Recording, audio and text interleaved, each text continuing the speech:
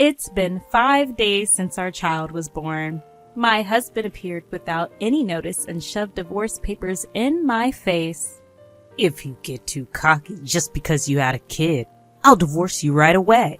You'd be in trouble if we divorced, right? There's no way you can raise a kid alone, huh? Enraged, I snatched the divorce papers from him. Huh? It's pointless to try and tear it up. You'll just be my slave anyway. Ignoring my husband's sneering laugh, I signed the divorce papers and said, "Fine, let's get divorced." Huh? My name is Stella. I'm 32 years old. I met my older husband, Leonardo, at work, and we've been married for 4 years. I'll work hard and earn money, so I want Stella to support me. When we have kids, I want Stella to stay at home. Leonardo's parents both worked, so he felt lonely during his childhood. That's why he strongly hoped that I would become a stay-at-home mom so our child wouldn't feel the same way. I agreed with Leonardo's opinion and became a stay-at-home mom when we got married. Leonardo, who was over 30 when we got married, wanted to have children right away. I wanted time for just the two of us, but I also wanted children. I felt a little lonely, but I convinced myself to save our time as a couple for our old age. But even after 1 year, even after 2 years, no baby came to us. As I turned 30, I started to feel anxious. Leonardo became visibly irritated and started talking as if it was my fault. Why can't you have a baby even though you're a stay-at-home mom? There are so many working women who get pregnant. You're in a privileged environment and still can't get pregnant. Who do you think you are? It's not like I don't want to get pregnant, but he talks as if it's all my fault. Having a job or not has nothing to do with pregnancy. Leonardo talks as if it's all my fault. It seemed like he was venting his frustration by ordering me around. You don't have any kids, and you're just lazing around at home, so you can at least do this. Don't be spoiled. The household chores Leonardo demanded became more and more advanced. It felt like I was being treated like a maid. However, living far from my hometown, I didn't have any friends nearby. I barely went out, only to buy groceries. I wasn't working, so I hardly had any money to spend freely. I was living a suffocating life. It wasn't just Leonardo who cornered me. 2 years into our marriage, with no pregnancy announcement, his parents started to suspect something and contacted us. His parents asked, "Where's our grandchild?" My husband said, "It's your fault we don't have a baby." I had no one to talk to and had to endure the pressure alone. My life became darker and darker, but the endless days seemed to come to an end. Finally, I got pregnant. A clear positive line appears on the pregnancy test. Tears of joy well up in my eyes. At last, I've finally become pregnant. I tried to contain my excitement and take a picture of the pregnancy test to send to Leonardo. Once he knows I'm pregnant, he should go back to being his old self. I send the photo with that hope, but there's no response from Leonardo. When he comes home late at night, he hands me his bag and jacket like always. Nothing seems different. Wait, did he not see the photo? Without saying a word, Leonardo sits on the sofa and starts watching TV. At dinner, he's still silent, so I decide to bring up the topic myself. "Leonardo, I sent you a photo. Did you see it? I'm pregnant. Finally, a baby is coming to us." Holding back the tears that threaten to spill, I smile at Leonardo, but his gaze remains fixed on the TV. Finally, without changing his expression, Leonardo says. Seems like it. Is that all? Why isn't he happy? Why doesn't he look pleased? I can't understand it at all. An indescribable feeling washes over me. Hey, this is our baby. Aren't you happy? You always said you wanted a child. You wished for it to happen soon, right? I seek agreement from Leonardo as if to dispel my anxiety. He should be happy, delighted, feeling the same as me. That's what I wanted to believe. But the words that came back from Leonardo easily betrayed my expectations. Don't get all high and mighty just because you got pregnant, alright? Do you even realize how long you kept me waiting? Don't think I'll be kind just because you're pregnant. You're not working. I expect you to keep doing the housework, as you have been.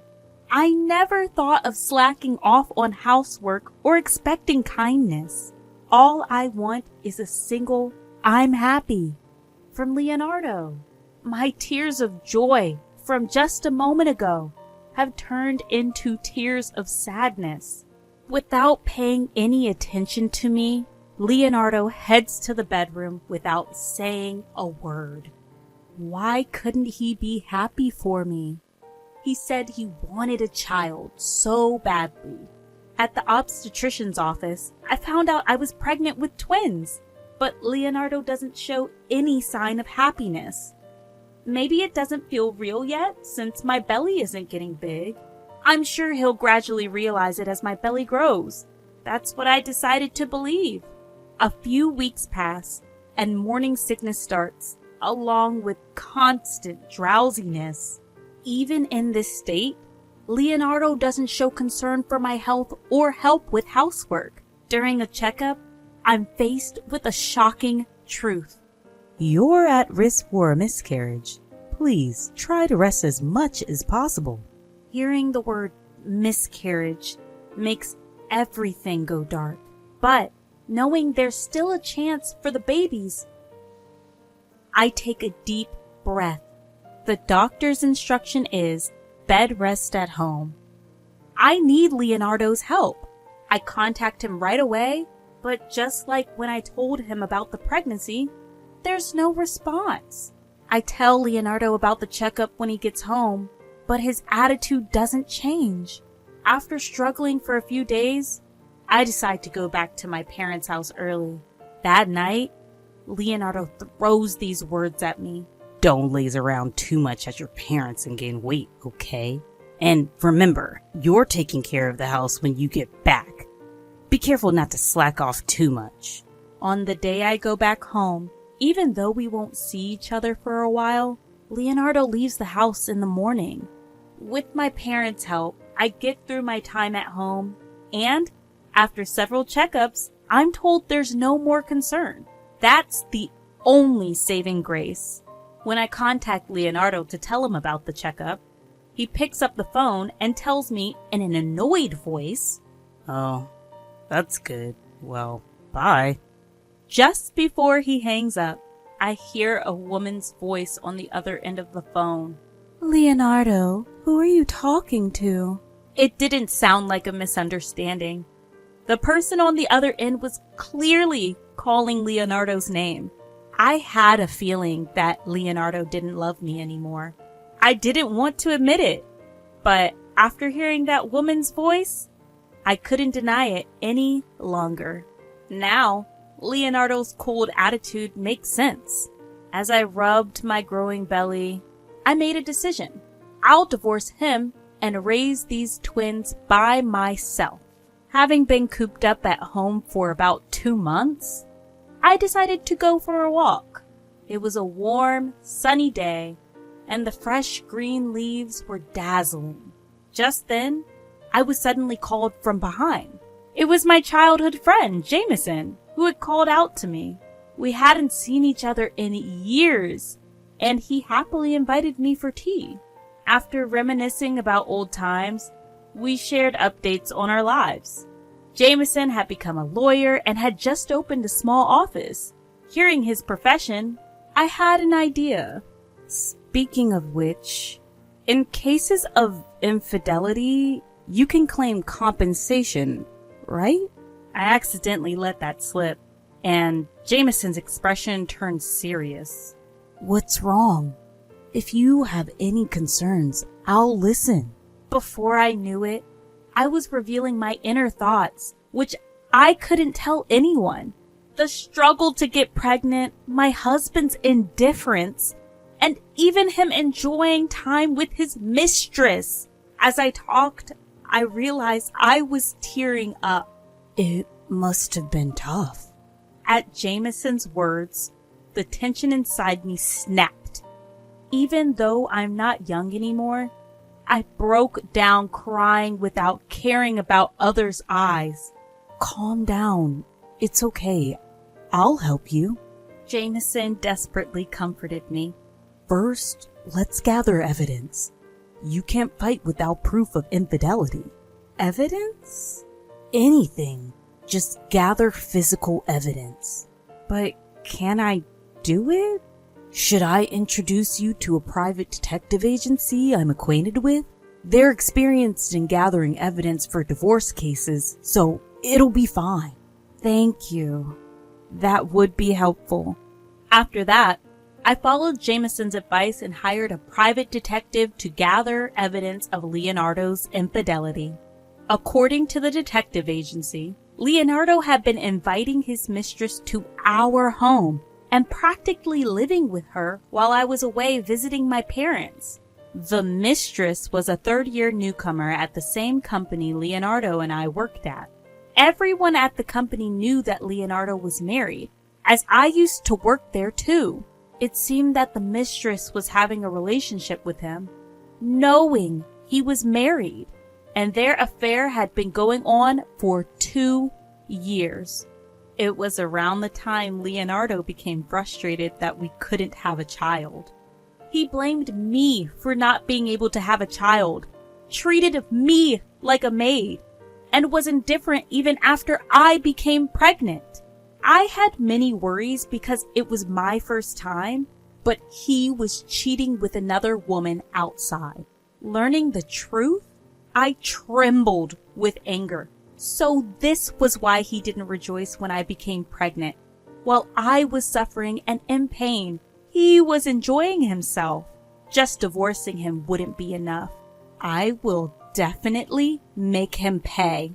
Determined, I had several meetings with Jameson, the lawyer, and devised a plan. Jameson was very supportive and constantly concerned about my condition. And right on my due date, I gave birth to healthy twins. Leonardo suddenly appeared on the 5th day after the birth when the pain from my wound had subsided.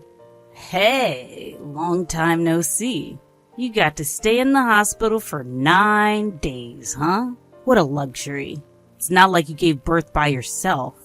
You were slow to get pregnant. Slacked off on housework when you went home. And then had a C-section? You're a failure as a woman. To say such words to his wife, especially a wife who just gave birth? And he didn't even try to look at the children's faces. I didn't want to think that this man was the father of the twins. Barely containing my anger, Leonardo handed me a piece of paper. His signature was already on the divorce papers. Don't get cocky just because you had kids, or it's instant divorce. You'd be in trouble if we got divorced, right? If you slack off on housework because you have kids, I won't forgive you. My husband waved the divorce papers in front of me. My anger reached its peak, and I forcibly snatched the divorce papers from him. Tearing it up is useless, you know. I can just get another one from the city office. Ignoring Leonardo's sneering, I took a pen out of my bag. Fine. Let's get a divorce. I've been wanting to do it too. Huh? I won't let him lay a finger on the children. I want him to disappear from this place as soon as possible. With those thoughts, I signed the divorce papers. Leonardo, sneering at me, reached out to grab the papers. Do you even know what you're saying? What will you do with these kids if you divorce me? You can't raise them alone. Stop being stubborn. You should just be my slave for the rest of your life. I've already told my parents that we're getting a divorce. From now on, I'll live with them. I don't need a man who cheats on me. How long do you think that bravado will last? You can't make it without me.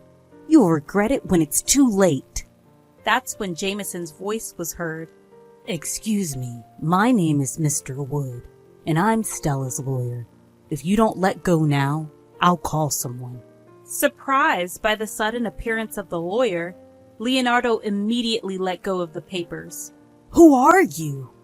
What do you mean, lawyer? As if to hold Jameson back, my husband stepped forward and raised his voice. But Jameson was unfazed. He must have been through many similar situations before. Jameson calmly continued the conversation. We already have evidence of your infidelity. If you don't agree to the divorce, we'll proceed with divorce mediation or a lawsuit. If you don't agree to pay compensation or negotiate, we'll also go to court. Wait a minute. I didn't agree to a divorce. What is he talking about now? After bringing up the divorce himself? I can't stand this ridiculousness.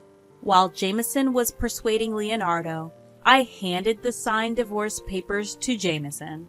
Mr. Wood, please take care of this. Leonardo tried to take it back, but Jameson quickly put the papers in his bag. I'll take care of it. Jameson's face exuded an undeniable aura. Realizing that he couldn't defy the lawyer, Leonardo turned to me. Hey, you're joking, right? We're not really getting a divorce, are we? You know you can't make a living without me, right? They're twins. Twins! It'll cost a lot of money. You'll be in trouble without me, right? I gave Leonardo a cold stare. Feeling the intensity of my gaze, Leonardo was taken aback for a moment. I can't believe you're the one who brought up divorce. And now you're saying this? We're still getting divorced, and I'm taking the alimony. You never planned on doing housework or childcare, right? I know that much. What do you mean, become a slave? Don't make a fool out of women. I shouted angrily, leaving Leonardo stunned. I pressed on against him. From now on, if you have anything to say, go through Mr. Wood. There's no point coming here. I'll ask everyone to keep you out. We have nothing more to discuss. So leave. Hearing this, Leonardo's face turned red and he raised his fist. What? You! But with Jameson's cough, he came to his senses and lowered his powerless fist. That's how it is. So please leave. Jameson's words seemed to make Leonardo give up, and he left the room with slumped shoulders. After that, I asked my parents to submit the divorce papers to the city office. The papers were accepted without issue, and I was finally, officially, divorced. Since that day, I had to change my cell phone because of nonstop calls and messages from Leonardo. Jameson, as a professional, did an excellent job handling the rest. I received proper alimony from Leonardo and his affair partner, so I wouldn't have trouble making ends meet for a while. A few months later, they both left their company. Their affair was exposed at work, and the woman resigned voluntarily. Leonardo was transferred to a rural area, but rumors followed him there and he had no place to stay. After enduring reduced salary and people's stares, he continued to miss work without notice and was eventually fired for disciplinary reasons. On the other hand, I returned to my parents' house and struggled with childcare every day. It's tough with everything being new, but I'm managing thanks to my parents and Jameson. Actually, Jameson had apparently harbored feelings for me since long ago. He confessed, saying, I don't mind if you have a child or a divorce history. please be with me? He told me to answer when I was ready, but my feelings were already set. After that, I married Jameson. Now, he treats the twins as his own children. Neither my parents nor I can thank Jameson enough for his wholehearted support of our family. I can't express my gratitude enough. From now on, I want to build a happy home with Jameson, starting anew.